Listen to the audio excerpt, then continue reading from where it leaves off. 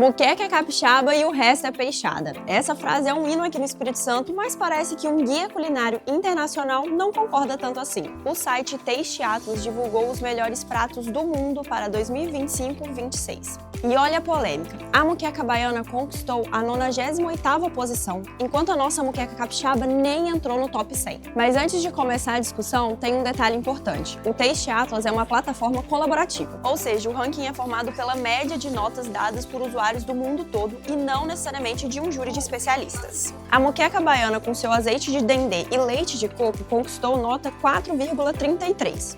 Já a nossa muqueca, feita na tradicional panela de barro e com um toque de urucum, tem nota 4,1 no site. Apesar de não estar no topo, o guia registra a importância da nossa muqueca capixaba e até indica alguns lugares para você comer. E aí, quer conferir a lista? Olha no Folha Vitória e marca aqui nos comentários quem você vai levar para comer uma muquequinha com você.